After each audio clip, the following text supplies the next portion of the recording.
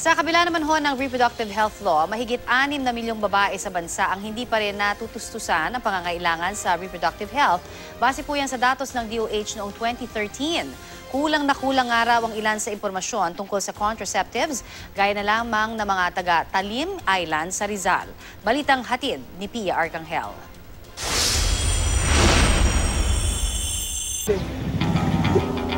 Tatlong oras mula sa Maynila, may isla sa Binangonan na tila napag-iwanan ng sibilisasyon.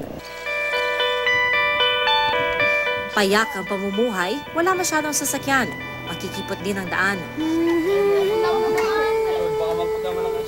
Sa barangay Sapang, nakilala namin si Mary Ann.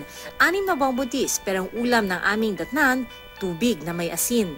Ang mahalaga lang po ay may bigas, kahit po walang ulam, makadiskarte lang po sa kain. Kahit ano po iulam, basta makakain lang po.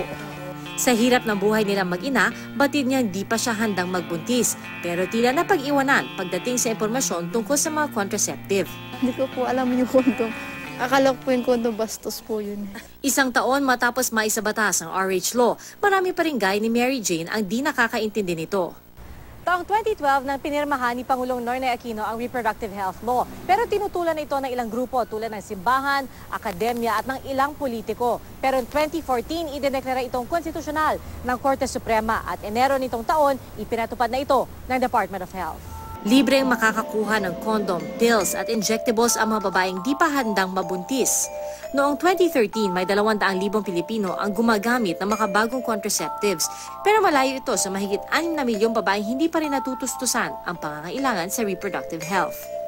Ano sa tingin nyo ngayon ang mga hadlang sa pagpapatupad nito kung meron man? It was only in November when the National Implementation Team was actually identified sa newly passed law. I think it would take about 2 to 3 years before it can really be fully implemented and trickle down up to the grassroots levels.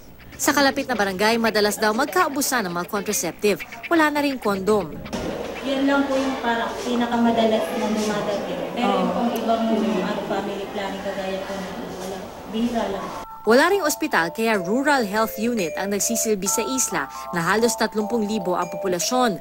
Lagpas sa dapat ay 20,000 tao kada RHU na target ng DOH. Para marating, kailangan pa mag-tricycle o maliit na bangka, pero mga normal na pagbubuntis lang ang kaya nitong tanggapin. Kasi katulad mga cases na kailangan ng cesarean, mga preeclampsia, yung mataas ang BP, kailangan talaga may transfer sa mas malaking facility. Isang hospital lang would suffice na kumpletong pasilidad. Ang layo po sa mainland dito ay 1 oras po ang biyahe. 1 oras. Kaya medyo matagal pagka yung emergency na, minsan hindi maabot. Para malapit, hindi na pupunta doon, hindi na magbabangka, magta-tricycle. Ngayon, dito na lang. Nadagdagan naman ang bilang ng mga health facility mula na maupo si Pangulo Aquino, bagamat kulang pa rin ayon sa Health Alliance Democracy.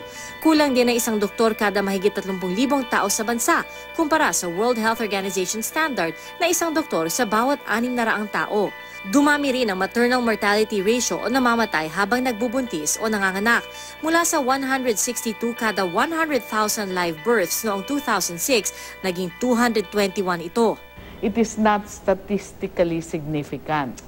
Hindi lang RH law ang sagot yan. Dapat tinignan niya yung buong healthcare delivery system natin. Saan dapat dagdagan ng mga healthcare facilities? Doon sa malalayang lugar. Sabihin na nating bago lang ang reproductive health law, pero ang ngipin nito malaking tulong sa isla ng Talim kung saan kulang ang paanakan at walang maayos na sistema ng transportasyon. Yung preventive healthcare natin, bigyan ng mas malaking focus yun. Ang isang malusog na sambayanan ay isang produktibong sambayanan. Pia Arcangel, GMA News.